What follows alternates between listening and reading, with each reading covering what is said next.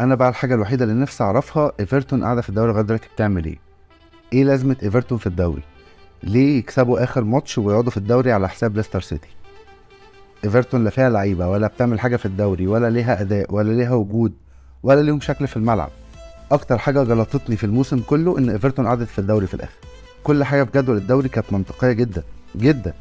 يعني مانشستر سيتي هو البطل، ارسنال الثاني، اليونايتد الثالث، نيوكاسل الرابع، والاربعه دول وصلوا اوروبا. ده منطقي وده طبيعي. ليفربول قدرت تعمل كامباك وترجع للمركز الخامس، ممتاز، وتأهلوا لليوروبا ليج.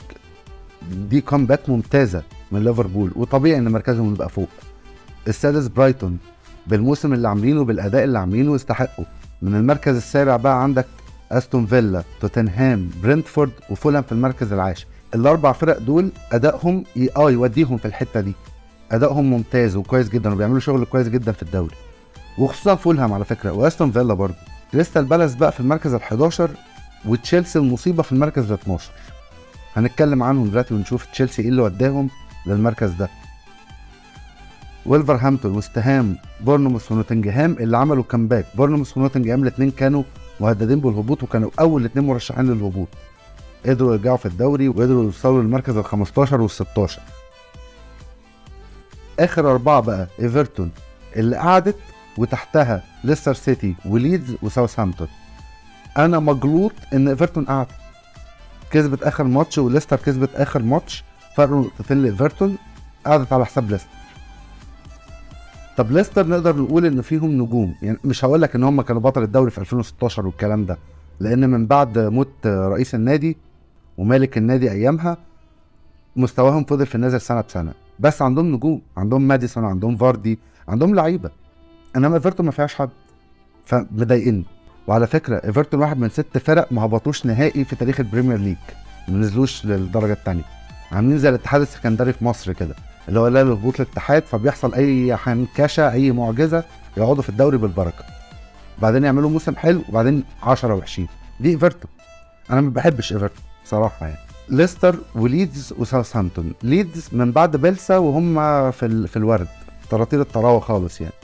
ليستر زي ما قلنا يعني مش احسن مواسمهم، بس ما استحقوش الهبوط يعني. ادائهم كان وحش في الدوري بس عندهم لعيبه وعندهم يعني عملوا تاريخ وعملوا شغل. اللي مظلومين فعلا ساوثهامبتون بتعمل اداء حلو جدا في معظم الماتشات مع الفرق الكبيره، وبتيجي قدام الفرق الصغيره وبتتدلع، فبيخسروا نقط ملهاش اي 30 لازمه. يعني يكفي اقول لك ان ساوثهامبتون طلعت مانشستر سيتي من دور الثمانيه في كاس الرابطه، بعدين لعبت نيوكاسل في السيمي فاينال وخسرت، بعد كده مانشستر يونايتد غلبت نيوكاسل في الفاينل. بس ساوثهامبتون بتلعب. ضيعت الدوري على ارسنال 3-3، واخر ماتش في الدوري وهم هابطين رسمي اتعادلوا مع الليفر في ماتش مجنون بتاع ال4-4. وبمناسبه الماتش ده خلينا ناخد بصه كده على نتائج اخر جوله. ارسنال قدرت تعمل ماتش ممتاز في اخر ماتش في الدوري وغلبت وولفز القويه جدا 5-0 في ملعب الامارات، عشان ارسنال تنهي الموسم بشكل شيك يليق باللي عملته طول الموسم، وده يفضل ذكرى في دماغهم. استون فيلا غلب برايتون 2-1 في ملعب استون فيلا عشان يثبتوا في المركز السابع وياخدوه من توتنهام، لان توتنهام كان سابع واستون فيلا ثامن. استون فيلا قدرت تخطف المركز السابع في اخر ماتشين. برنتفورد قدروا يكسبوا البطل مانشستر سيتي 1-0.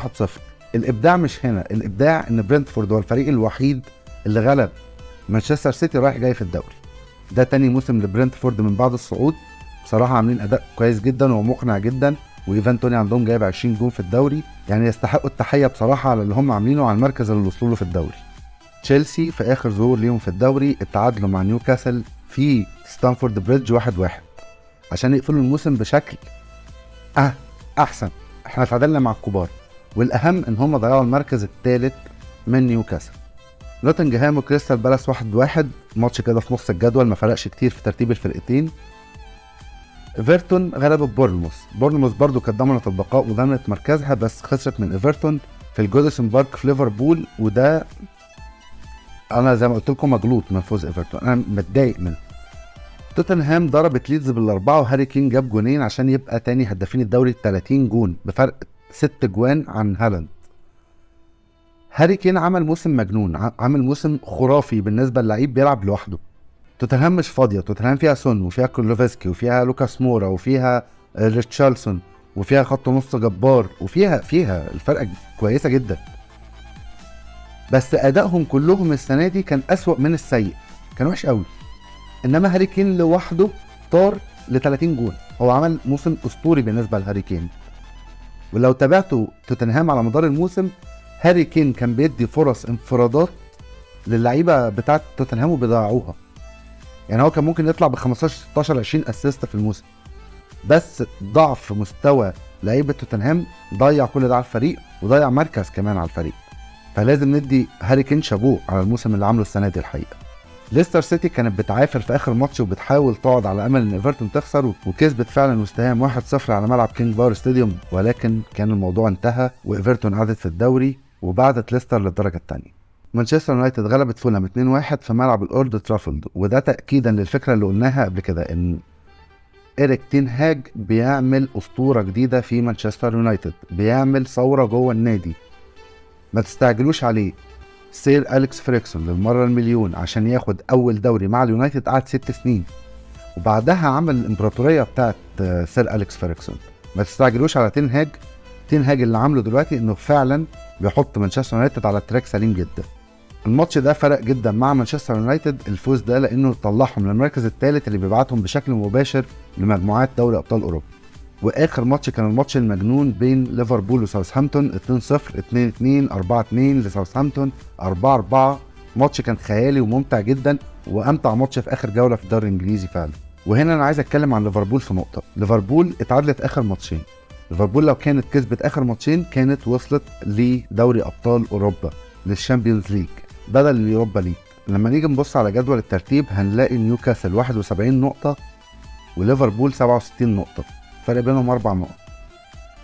وليفربول اتعادلت اخر ماتشين، يعني لو كانت كسبت الماتشين دول بفرق سكورات بسيطه كان ممكن توصل للمركز الرابع على حساب نيوكاسل فرق اهداف، لو كانت قدرت تجيب اكتر من فرق 6 جوان في الماتشين دول. يعني ليفربول فرطت في التاهل للشامبيونز ليج، واللي كانت هتبقى معجزه، لان في نص الموسم كانت ليفربول 10 و9 وكنا بنقول صعب قوي انها تلحق اي مركز اوروبي اصلا. بس على العموم انا شايف دي فرصه كويسه جدا لليفربول تشتري لعيبه صغيرين من غير خناقه الماركت اللي هم بيدخلوا في لعيبه باسعار خياليه زي داروين نونيز ومش عارف ايه ويجيبوا لعيبه بفلوس كتير. لا، يجيبوا لعيبه باسعار قليله من فرق متوسطه، بس لعيبه تكون ممتازه، ويجربوهم براحتهم في السيزون الجاي في الدوري وفي اليوروبا ليج، ويمشوا واحده واحده مع اللعيبه الجديده. فانا شايف ان تاهل ليفربول لليوروبا ليج بدل الشامبيونز ليج هو نعمه عليهم. المنافسات فيها اقل شويه، والضغط على الفريق هيكون اقل بكتير من ضغط الشامبيونز ليج، فيقدروا يجربوا اللعيبه الجديده واحده واحده على مدار السيزون. طيب مين بقى تاهل من انجلترا لبطولات اوروبا؟ بالترتيب السيتي والارسنال واليونايتد وصلوا شامبيونز ليج بشكل مباشر للمجموعات. نيوكاسل عشان رابع هتلعب بلاي اوفس، يعني هتلعب الدور التمهيدي. ليفربول صاحب المركز الخامس هيخش على اليوروبا ليج بشكل مباشر من المجموعات. بطل كاس الاتحاد الانجليزي اللي هو اليونايتد او السيتي، المفروض بطل الاتحاد الانجليزي بيخش بشكل مباشر على دور المجموعات مع الخامس في الدوري. طب هنا مين هيبقى بطل كاس الاتحاد الانجليزي؟ يا السيتي يا اليونايتد، هما اللي هيلعبوا في الفاينل. طب الاثنين وصلوا شامبيونز، فبالتالي هناخد السادس من الدوري الانجليزي اللي هو برايتون.